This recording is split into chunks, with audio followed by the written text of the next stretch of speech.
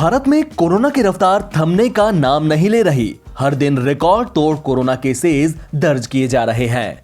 अब 5 महीने बाद पहली बार 53,000 से ज्यादा कोरोना केस दर्ज किए गए हैं।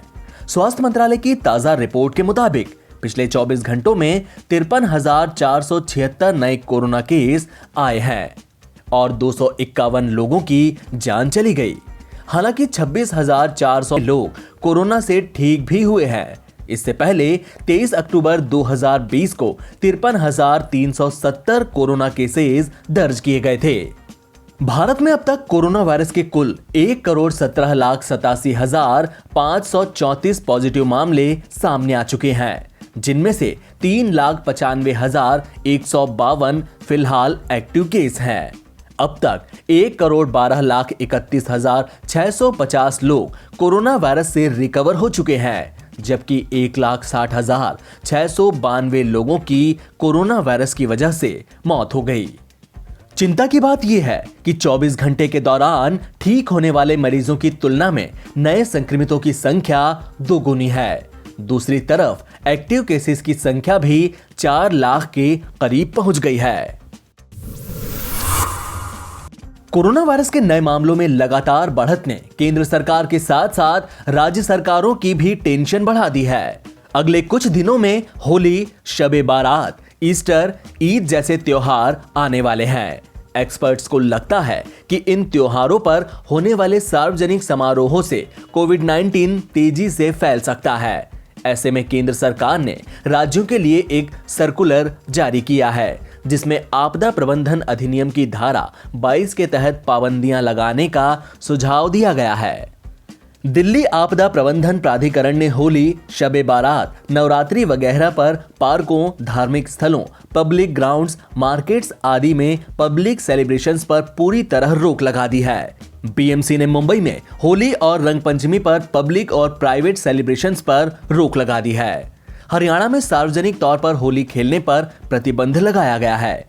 उत्तर प्रदेश सरकार ने रेन डांस पार्टियों और ओपन डांस प्रोग्राम्स पर रोक लगा दी है। मध्य प्रदेश में भी सरकार ने घर में ही होली मनाने को कहा है। गुजरात सरकार ने होली पर सभी सार्वजनिक समारोहों और भीड़ लगाने पर रोक लगाई है। ओडिशा सरकार ने पब्लिक प्लेसेस में होली पर रोक लगा दी है। बिहार में होली मिलन समारोहों पर रोक लगा दी गई है। चंडीगढ़ प्रशासन ने होली से जुड़े सभी समारोहों पर प्रतिबंध लगाने का आदेश दिया है।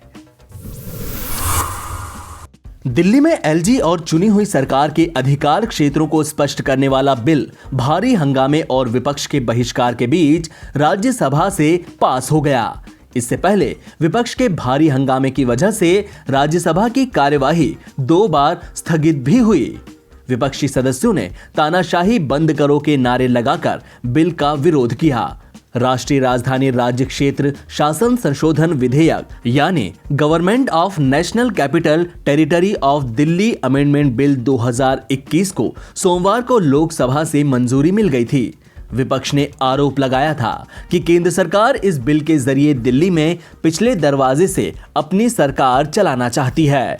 आम आदमी पार्टी ने इसे चुनी हुई सरकार के अधिकारों को खत्म करने वाला बिल बताया। कांग्रेस भी बिल का पुरजोर विरोध करती नजर आई, पर सत्ता पक्ष इसे उच्च सदन से भी पास कराने में कामयाब रहा। आम आदमी पार्टी ने इसे लोकतंत्र के लिए काला दिन करार दिया। दिल्ली के मुख्यमंत्री अरविंद केजरीवाल और उप मुख्यमंत्री मनीष सिसोदिया ने इसे लोकतंत्र के लिए काला दिन बताया है। पिछले 2 दिनों में उत्तर प्रदेश में मौसम के सामान्य रहने के बाद अब गर्मी लोगों को परेशान कर सकती है। मौसम विभाग के मुताबिक पश्चिमी विक्षोभ के कारण अगले कुछ घंटों में तापमान में बढ़ोतरी हो सकती है। साथ ही होली के मौके पर भी मौसम में गर्माहट महसूस हो सकती है। हालांकि दिल्ली, एनसीआर, उत्तर प्रदेश और मध्य प्रदेश के कुछ इलाकों में बारिश की संभावना जताई जा रही है। स्काईमेट वेदर रिपोर्ट के मुताबिक अगले 24 घंटे में उत्तर प्रदेश, बिहार, मध्य प्रदेश, केरल, सिक्किम और अरुणाचल प्रदेश के कुछ हिस्सों में हल्की बारिश हो सकती है। वहीं यूपी, बिहार और एमपी में आज से मौसम साफ हो जाएगा, ऐसा अनुमान जताया गया है। उत्तराखंड और हिमाचल प्रदेश में अगले 3 दिनों तक मौसम के शुष्क रहने की संभावना है। हालांकि होली के मौके पर इन दोनों राज्यों के ऊंचाई वाले इलाकों में बर्फबारी और गर्जना के साथ बारिश की संभावना बनी हुई है। उत्तराखंड हाई कोर्ट ने बुधवार को निर्देश दिया कि 1 अप्रैल से हरिद्वार कुंभ में उन्हीं लोगों को एंट्री दी जाएगी जो 72 घंटे पहले की कोरोना RT-PCR टेस्ट की नेगेटिव रिपोर्ट दिखाएंगे। जिन लोगों को वैक्सीन लग चुकी है, अगर वे अपना सर्टिफिकेट दिखाते हैं तो उन्हें छूट मिल सकती है। यह फैसला सिर्फ बाहरी राज्यों से आने वाले लोगों के लिए ही नहीं, बल्कि स्थानीय लोगों के लिए भी लागू होगा। उन्हें भी अपनी कोविड की नेगेटिव रिपोर्ट साथ लानी होगी। इसके बाद ही मेला क्षेत्र में प्रवेश दिया जाएगा। 1 अप्रैल से विधिवत कुंभ मेला शुरू करने की तैयारियां आखिरी चरण में है। कुंभ मेले को लेकर एक जनहित याचिका की सुनवाई करते हुए अदालत ने निर्देश दिया कि केंद्र और राज्य सरकार की गाइडलाइंस को सख्ती से पूरा किया जाए।